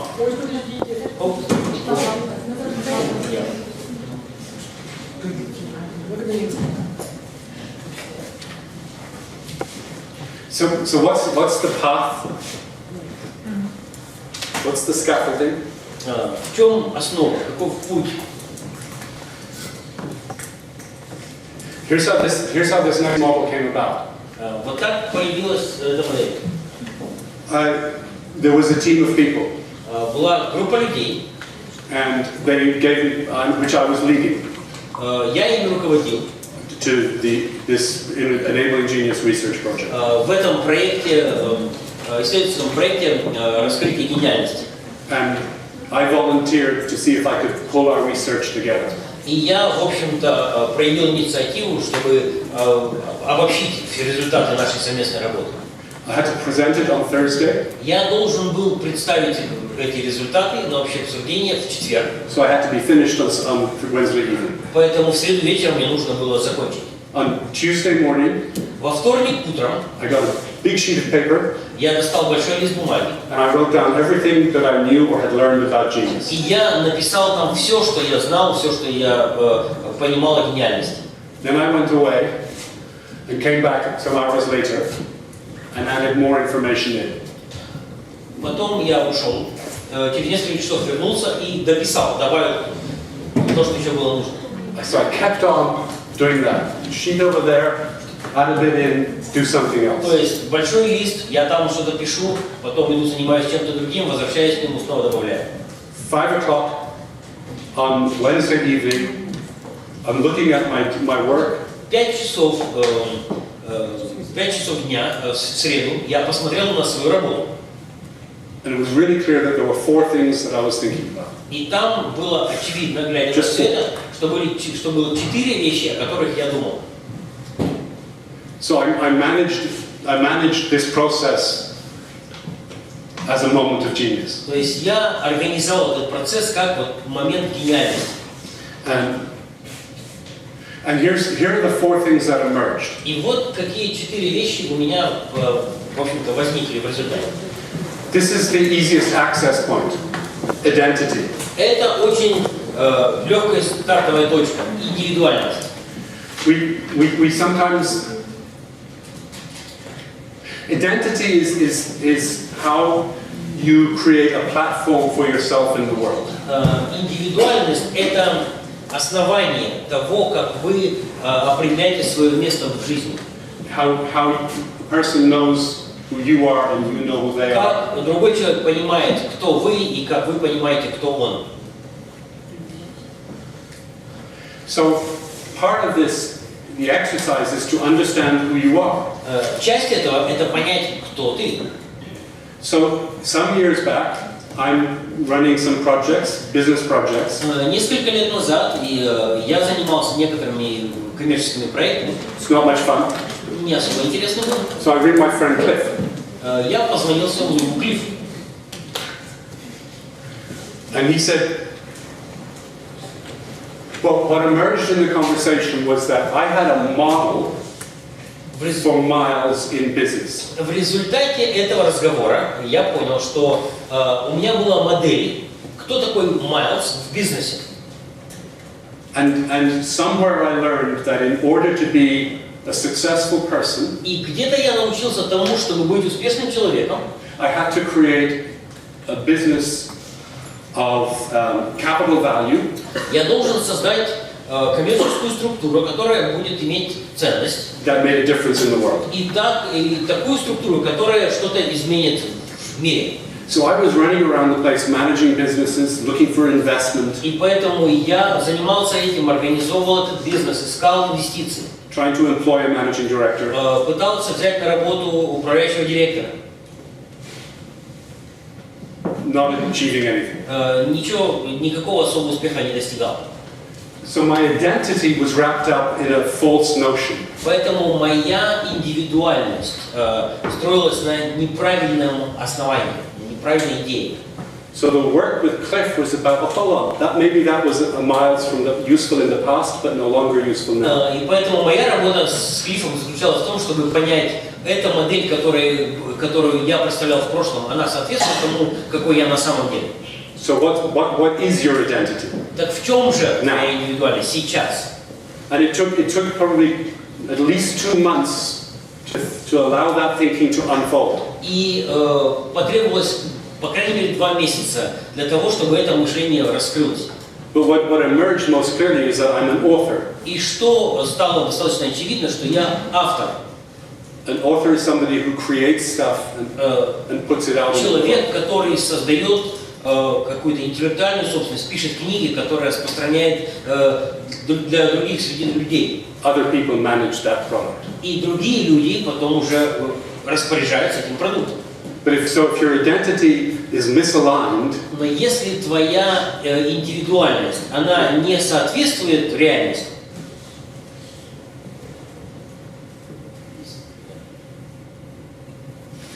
so the question for you is, you may have a unique individual genius, и поэтому identity. вопрос к вам, что у вас есть своя индивидуальность, свой индивидуальный гений. You'll also have an identity, a genius as a coach. И также у вас есть индивидуальность, гений, как у коуча. So what is it that you uniquely bring to coaching? Так что вы, как отдельная личность, уникального привнесли в коучинг? And how could you get better at that? И как вы можете в этом стать еще лучше?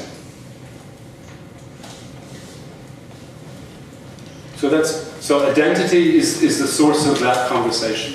То есть индивидуальность является источником разговора на эту тему. So if I'm working with a leader in an organization and they want to look at their leadership, Если я разговариваю с руководителем организации, и он хочет оценить свое лидерство, свое руководство, I'll start with what's your unique genius as a leader. я начинаю разговор с ним с того, в чем твоя гениальность как лидер, как руководитель. And how do you then express that in the world? That's the next question. Как ты можешь это реализовать в мире?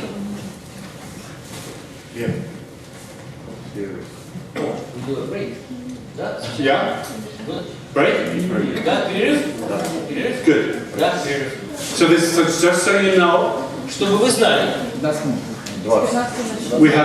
there's about another 10 minutes of stuff I want to give you, if that. еще 10 минут у меня на информацию, And then I'm going to give you an exercise to потом do, я вам дам упражнение, to think about yourself and your unique для того, genius чтобы as a вы coach. подумали о себе и о своей гениальности как коуч. Okay. So just to remind you, this model, we call it the pillars of enabling genius. Да, чтобы просто напомнить вам, это основополагающие элементы гениальности. Вот эта модель представляет собой основополагающие столпы гениальности. As a former architect, Как несущие колонны, как бывший архитектор. I know that pillars are what hold the building up, Это несущие колонны, да, которые держат всю конструкцию. but they're not the whole building. Это не все здание, это только несущие колонны. So these bits here, these are the bits that hold it up. Это то, на чем все держится.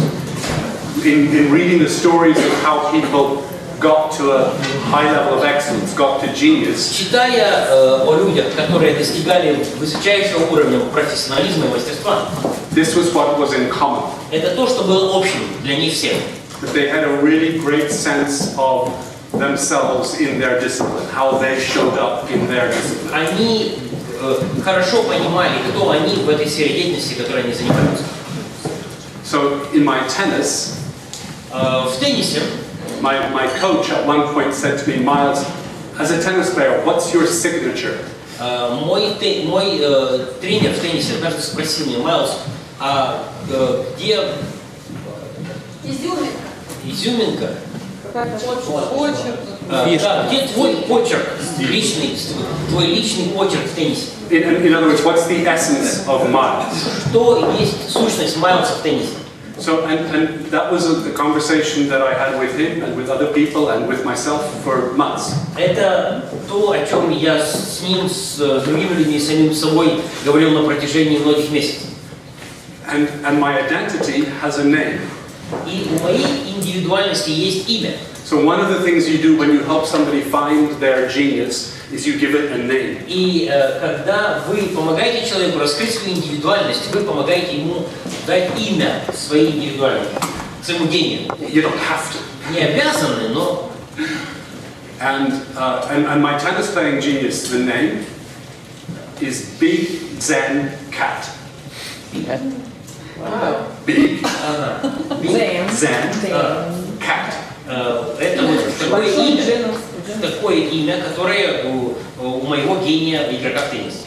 So big is that I hit the ball incredibly hard. большой, потому что я бью по мячу с большой силой. Очень, deep into enemy territory. очень сильно посылаю мяч далеко на территорию противника. So you're pushing them back. То есть ты как бы постоянно отталкиваешь его. Big Zen cat is hugely aggressive and fluid. Cat, кошка, да, это очень агрессивное животное, подвижное. So I'm pushing them back, ready to pounce and kill. То есть я их отталкиваю назад для того, чтобы атаковать и уничтожить. And Zen is about how I manage myself. Дзен – это то, как я управляю собой. So about a year ago, I played my first competitive match. Год назад где-то я сыграл первую игру профессионально. And we started at 8 o'clock at night, Мы начали вечером в 8 часов. which is late. Поздно. And I thought that if I win this in 2 sets, Я подумал, если я за 2 сета выиграю, I'll be able to shower and get home and have a glass of wine with my wife before we go to bed. я подумал, за 2 сета выигрываю, успеваю принять душ, вернуться домой, бокальчик вина выпить вместе с супругой перед тем, как будет время ложиться спать. So I have to be out of here by 9:15. Значит, в 9 I'd be finished by 9:15. 9:15 должен закончить игру. I completely distracted myself. Я полностью погубил себя. So you know, I saw Сбил себя с толку этим самым. the hand of the clock kind То of. есть часы тикают, да, стрелка движется, время приближается. So it took me a while to realize that you know, this is not a clever way. So I was getting the person won a game that they should not have, you know, a few points that they should not have won. И человек, мой соперник, выиграл игру с таким счетом, с каким не должен был. In my head, I'm getting cross with myself because that's 3 points, another 3 or 4 minutes, and I'll be 3 or 4 minutes late home. И то есть для меня это, я постоянно об этом думал. Вот я проигрываю столько-то очков, если их отыграть, то это я опаздываю на столько-то времени, постоянно эти минуты себе считал. So fortunately, that didn't last long. К счастью, это не продлилось долго. And you remember from the laser beam, your job is to get focused. И помните суть из этого упражнения с лазерным лучом, наша задача сфокусироваться. So Big Zen Cat expresses itself in the world as a tennis player in a very specific way. Big Zen Cat проявляет себя в теннисном мире очень определенным образом. That I've practiced and practiced and practiced. Что я тренируюсь, отрабатываю свои навыки. So I recalled those routines. То есть я повторяю заново все эти необходимые процедуры. 2 balls deep over there, 1 shot, 2 shot, 1 shot down there. Значит, 2 мяча сюда, в этот угол, 1 мяч в этот. It's the same thing as when I'm coaching. I never have to think of the next question because it's always what else. То же самое в коучинге. Мне не нужно задумываться, а что же дальше спросить, потому что я всегда знаю, что это, а что если. А что дальше? So I refocused. То есть я постоянно обновляю фокус. 2 shots over there, 1 shot over there. Два удара в этот край, потом 1 туда. I was too late for the glass of wine. Опоздал, в общем, я тогда на вину. But that's so Zen. The Zen piece is about how I manage myself on the course, noticing that you get distracted and then coming back into the. Составляющая Zen в моей индивидуальности как игрока в теннис, это как я управляю собой как игрок для того, чтобы определить то, что меня отвлекает, сфокусироваться и продолжать двигаться. So anybody I work with at this level, at the level of genius. Каждый человек, с которым я работаю на этом уровне, на уровне гениальности, I'm trying to find out what their unique individual genius is in that particular area. Я пытаюсь определить, в чем заключается индивидуальный гений этого человека в этой определенной сфере деятельности. What's your genius as a presenter? I imagine some of you have to present information. Некоторые из вас должны выступать перед аудиторией, какую-то информацию представлять людям. В чем заключается ваш гений в такой роли? What do you uniquely bring to that? Что вы уникального привносите в этот процесс? How can you get better at that? Как вы можете это улучшить? What does it look like? Как это выглядит? Who else does that you can learn from? Кто еще делает что-то подобное, у кого вы могли бы поучиться? See, if you went and you attended a presentation skills class, Если вы пошли бы на занятие по улучшению качества преподнесения материала, the teacher will train you to be a presenter a bit like them. учитель будет учить вас становиться таким немножко, как он, Yeah? похожим на него. Okay. Правильно? So, next bit. Следующая составляющая. Desire. Следующий основополагающий элемент гениальности – это желание.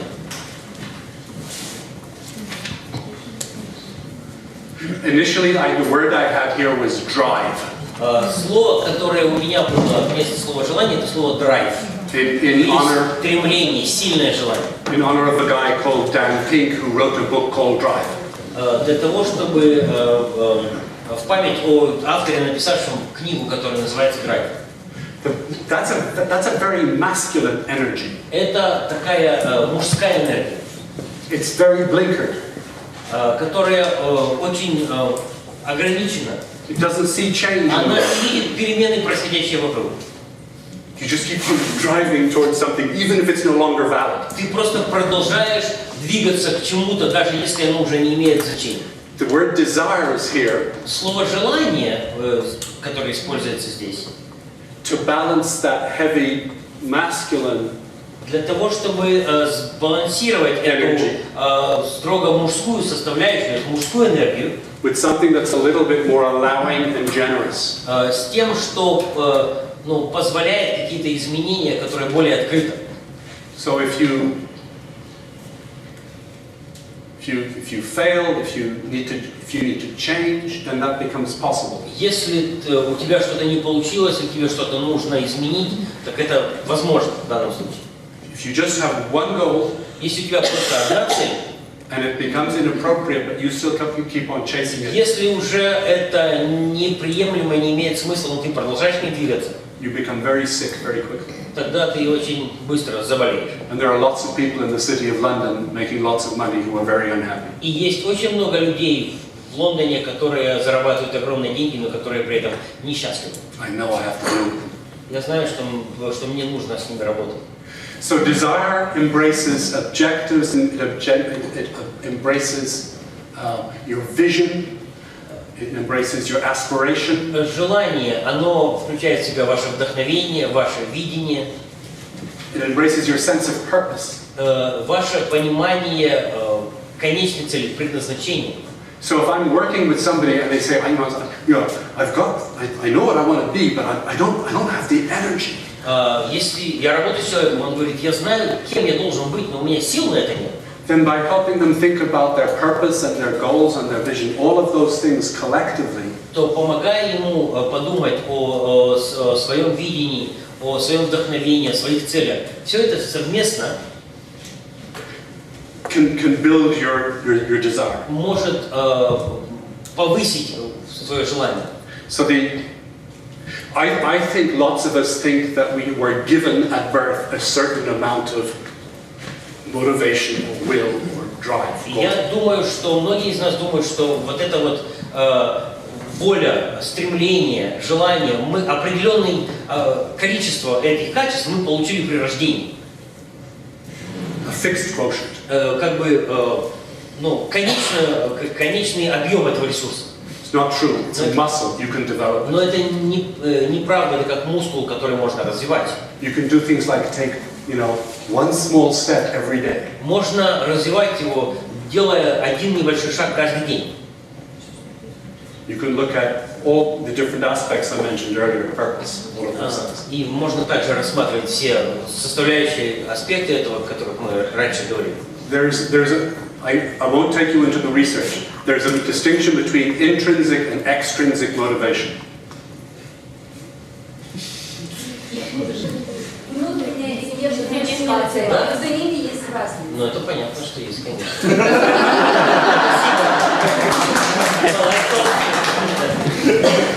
Да, есть разница между внутренней и внешней мотивацией. Очевидно, что есть, да, окей. Communicated? Я? Excellent. Most of our workplaces, and indeed our places of education, are built on a model of extrinsic motivation. Большинство наших рабочих мест и большинство мест, где мы получаем образование, построены на внешней мотивации. In my school, at the end of each week, you were given a card that was representative of your performance in class. В моей школе в конце каждой недели нам выдавали такую карточку, где, значит, была показана вся успеваемость ученика за прошедшую неделю. Gold, green, blue. Был желтый цвет, зеленый и синий. To motivate you. Чтобы мотивировать. I prided myself in 5 years in school in never once getting a gold card. I was proud of this. Я гордился, что за 5 лет учебы в школе я ни разу не получал желтую карточку. There's a lot of evidence that extrinsic motivation actually causes people to disengage rather than engage. Есть очень много подтверждений того, что внешняя мотивация, наоборот, не дает человеку включиться в процесс, участвовать в процессе. Experiments where one group of people was paid to do something and another not. Эксперименты, например, одной группе людей платили за то, чтобы что-то делать, а другой не платили. The activity was interesting. И то, дело, которое они делали, было интересным. In the first case, these guys were paid, they performed a little bit better. Те, которым платили, они работали немножко лучше, показывали лучшие результаты. But within hours, they stopped doing it. Но через какое-то время они прекращали.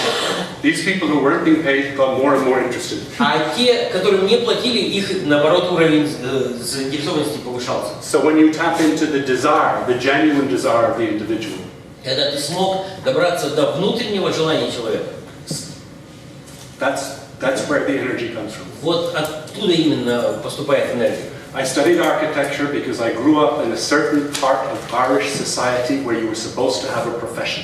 Я стал архитектором, потому что я вырос в такой части ирландского общества, где считалось, что у каждого человека при достижении зрелого возраста должна быть профессия. Extrinsic motivation. Внешняя мотивация. My mother too. My mother too. My mother. Ну и мама тоже. One day, the first day in the office, I realized I wouldn't be there in a year's time. В первый день, когда я пришел на работу в офис архитектора, я понял, что через год меня точно здесь не будет. Until I could find what actually. И я там оставался до тех пор, пока не нашел свою подлинную внутреннюю мотивацию. So as the coach, you're looking for ways into what is that person's intrinsic motivation. What is their genuine desire? И поэтому вы, как коуч, должны разобраться в том, что является подлинной мотивацией в жизни человека, что его мотивирует изнутри.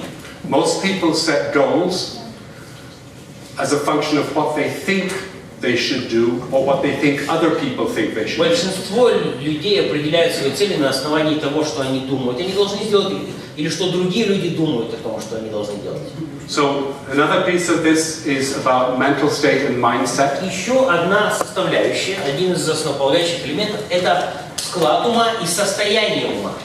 Так и пишите, потом дальше будет понятно почему. So the people who excel demonstrate a capacity to get into flow quickly. То есть люди, которые достигают превосходства в чем-то, они продемонстрировали способность быстро входить в поток. I was on a tennis court with Tim Galway 7 or 8 years ago. Лет 7 назад я вместе с Тимом Голди играл в теннис. Beautiful sunny day. Прекрасный воскресный солнечный день. Very enjoyable. Очень приятная обстановка. Tim came to the net and said, Myles, let's practice focusing. Тим подошел к сетке и говорит: Майлз, давай попрактикуемся фокусироваться. It's a skill you can get better at. Это навык, который можно улучшать. It's a skill you can get better at. All of these things are held together by learning and development. И все эти вещи, они объединяются вместе посредством обучения и развития. So when I worked out that my unique individual genius is not to be a manager of businesses. И когда я разобрался с тем, что моя уникальная гениальность заключается не в том, чтобы организовывать какие-то коммерческие структуры, But to be an author, но чтобы быть автором, чтобы книги писать. I had to think about how I get better at that. Я должен был задуматься над тем, как мне улучшить это, как мне развиваться в этом. And develop that continually. И продолжать, и постоянно развивать этот навык, эти умения. So those are the pillars. Those are the four things that occur time and time again when you speak to people about excellence. Это основополагающие элементы гениальности. Они каждый раз возникают, каждый раз упоминаются, когда мы говорим о людях, достигших превосходства. So the thing I would like you to think about. И то, о чем, well, there is some explanation over there.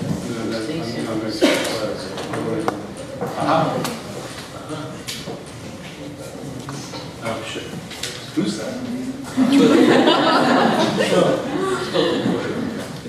So we're given the time, there's a bit in the middle here that says visualization. Там есть еще немножечко такой был момент, где было сказано слово, звучало визуализация. So just so you know what the exercise is, so that you could perhaps use it. Для того, чтобы вы понимали, что это за упражнение, чтобы вы, возможно, использовали его. I get, if I'm working with a coach, если я работаю с коучем, to help them understand what their genius is as a coach. с человеком, чтобы он разобрался, в чем его гениальность как коуча. The visualization exercise, упражнение на визуализацию. I get them to relax. Я прошу человека расслабиться, close their eyes, закрыть глаза, and remember a recent moment when they were coaching. И вспомнить один из последних моментов, когда он проводил коучинг. And when they were coaching in a way that felt authentic, real expression of themselves. Когда этот коучинг был такой, что он чувствовал действительно себя на своем месте. And then I say, allow. So I want you to picture yourself. Я ему говорю, in that place. Я хочу, чтобы ты представил себя на том месте. As if you were looking in through a window. Как будто бы ты смотришь на всю эту ситуацию через окно. And then what I want you to do is to, where you are sitting in that chair, I want you to allow yourself to disappear. Когда ты видишь себя там, сидящим на том месте, я хочу, чтобы ты, позволил тому тебе исчезнуть. And then allow an image or symbol of yourself as a coach to appear. И чтобы появился тот образ, that image of yourself as a coach. Тот образ тебя как коуча появиться на том месте.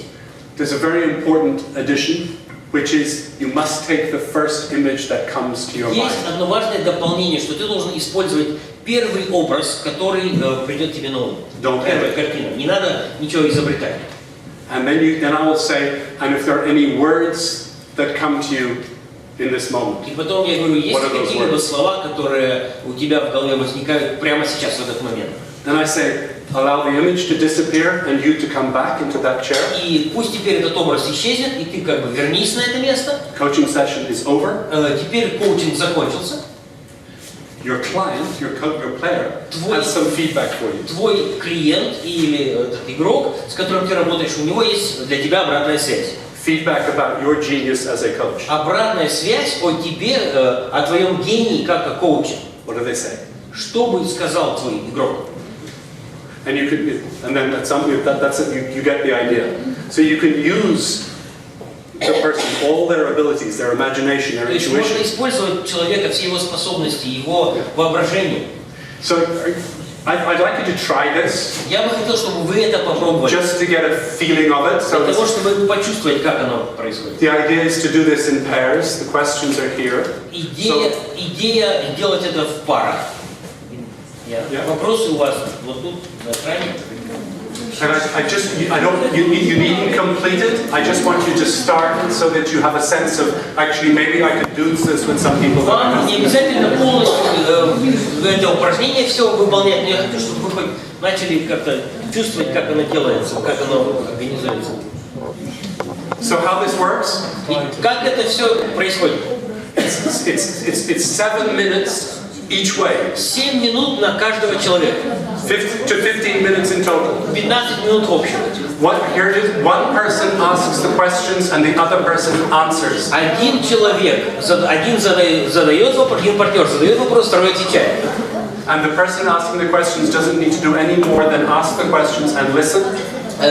Тот, кто вопросы задает, ему не нужно делать ничего другого, он только задал вопрос и слушает. And then you switch over. Ну и потом меняйтесь местами. If you are not a coach, Если вы не коуч, you could put the word manager or leader or whatever your discipline. можно слово коуч в этих вопросах поменять на любое другое. Менеджер, руководитель и так далее. So at 7 minutes we'll make a big loud noise so you know to change. Значит, 7 минут. So, you want to together, okay? Yeah. Так что найдите себе пару и начинайте. 7 минут пройдет, мы дадим вам понять, что нужно меняться местами. So I'm wondering what you noticed about that last exercise. Мне интересно, как вообще вот последнее это упражнение. That suggests it might have been helpful. Ну, надеюсь, что помогло. Последний вопрос непонятен. И непонятно написано, или он не имеет формулировок. Почитайте на русском языке, пожалуйста. Нет, почитайте на русском. Ну, так я читаю, я иду читать. Он не может прочитать на русском, я только сам. The last question, maybe it was worded right, maybe something was wrong. It says that это ощущение. Ну, вы же помните, что упражнение на визуализацию, оно должно, по сути, быть частью этого упражнения. И когда у вас упражнение на визуализацию прошло, вы увидели этот образ, ну, там, менялись местами и так далее, то вот этот образ или символ. И вот на основании того, что вы почувствовали, ощутили. Майлз просто по-английски прочитать По-английски, окей. Извините, мы не дочитали, плохо видно на этом экране, слово показала, поэтому... Показала, да. Получилось... The full version of... Ну, там есть, а тут нет. Может, так что вы думаете? Нет. Вот да нет, ну тут же все слова. Нет, вопрос не в том. Вопрос в том, что если вот отсюда читать, то мы прочитали, что там вообще нет смысла слов, понимаете? Слов получается. Да, я все понял. Извините, не наш косяк, да. The exercise can be very linear and rational unless you put something in to change that around. То есть само упражнение может приобрести такую очень прямолинейную, рациональную форму, если не добавить в нее вот этот вот элемент, который как бы полностью ломает всю конструкцию. So by asking the question about emotion, what I'm trying to do is add your intuition into the picture. То есть, когда мы здесь говорим об ощущении, то мы как раз с этим самым включаем интуицию. Just to add creativity. Просто чтобы добавить творческие элементы. What else did you notice about that exercise? Что еще вы заметили, выполняя это упражнение? Первый символ не добавляет эмоциональную поддержку. The first symbol, the first image does not is not resourceful, does not add emotional support. Yeah, I wasn't intending that we should do the visualization exercise here because it takes too long.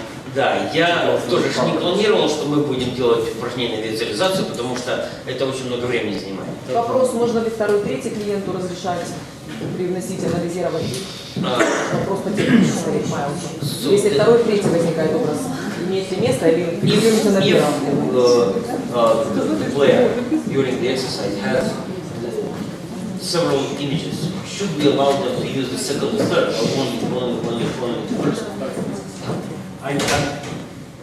I would trust you to use your intuition. Я бы полагался на вашу интуицию. My instinct is that you try and stay with the first one. Но я бы сказал, что лучше работать с первым образом. Because very often an image comes and it may be too much for the person. So fear and doubt.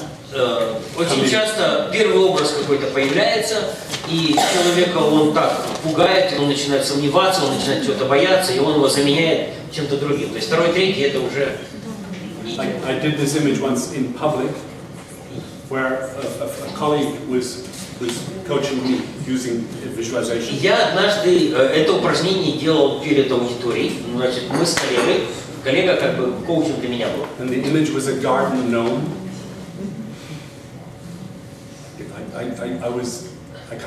The instinct was, no, I can't say that. Ну, что? And to look for another image. Ну, первый образ, который у меня был, это гном, да, я подумал, зачем, куда его прилепить, что ему говорить. Да, поэтому я подумал, не буду, я сразу появилось желание его заменить чем-то. So we interfere. То есть usually the first image. Мы иногда начинаем вмешиваться в процесс и пытаться что-то исправить. Обычно первый образ самый правильный, самый такой, с которым стоит работать. Нет. What else? Что еще можете сказать по поводу?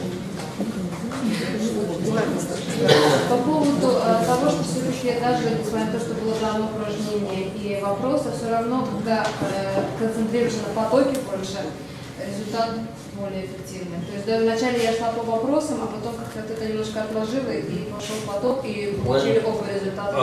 We try to follow the sequence of questions, and then, but in a moment, we changed to the flow, and then it was better, result better, even better. Good, thank you.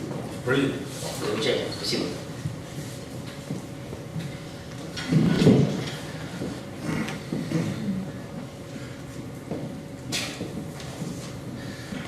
So I just was checking something. Я кое-что проверял в своей книжке. And somebody told me that Einstein says these words, but I researched and I can't find any evidence that Einstein said these words. Кто-то мне сказал, что это высказывание Эйнштейна, но я искал первоисточники и не нашел. What he said was everybody is a genius. Он сказал, что каждый является гением. But if you judge a fish by its ability to climb a tree, Но если судить о рыбе по ее способности забираться на дерево, it will live its whole life believing it is stupid. то всю свою жизнь она потратит на то, чтобы верить в такую глупость. Ну или как-то так оно было, да? So that there's two things in that. It's about the identity. То есть в этом высказывании две вещи. Это идентичность, индивидуальность человека And the danger of judgment. и опасность суждений. And then one of the colleagues on the Enabling Genius project said this. И в заключение скажу, что один из моих коллег в проекте «Развитие гениальности» сказал так. The optimal way to develop genius is to find out what we're naturally good at. Оптимальный способ развития гениальности – это определить, что у нас получается хорошо, And then nurture that. и развивать это качество. So that's the fundamental part of the exercise. То есть это фундаментальный, это заключительная часть упражнения – определить, что и… So together we've created a day in which I put some stuff before you. Вместе мы создали день, когда я предложил вам какие-то вещи. And I wanted to go back into the fundamentals of coaching. Я хотел вернуться к основам коучинга. Because you can only do the genius work on the top of that foundation. Потому что все связанное с гениальностью можно делать только на основании вот этих основ, которые мы заложили. You can't keep forcing the agenda, you've got to go with the flow. Нельзя продолжать настаивать на соблюдении плана, который был определен заранее, если это не укладывается в поток, если не расходится с потоком. But if you don't know what that is, you can't. Но если ты не знаешь, что это такое, то как ты это сделаешь? So this model is the foundation. Эта модель – это основание. And so we spoke about the grow model as a vehicle, as a way of encouraging flow. Мы говорили о модели Grow как о средстве стимулировать поток. We looked at the model T. What else? Мы рассмотрели Т-образную модель, а что еще, и потом фокусироваться. And we had the ball catching demonstration to demonstrate. Потом у нас было упражнение бросать мячик, которое мы это продемонстрировали. But all of that was built on the idea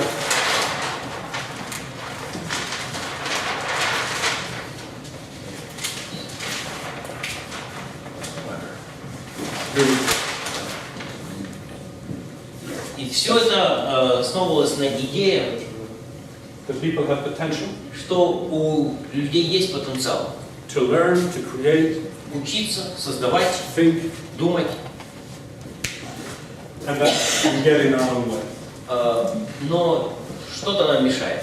So when you reduce the interference, the flow state emerges. И когда мы уменьшаем помехи, то проявляется состояние потока. And in that state, you have access to all your resources. И в этом состоянии у нас есть доступ ко всем ресурсам, которые у нас уже есть. So my model of coaching says, first, И поэтому do моя модель whatever you can to be in flow yourself. коучинга говорит, первое, насколько возможно, будь в потоке сам.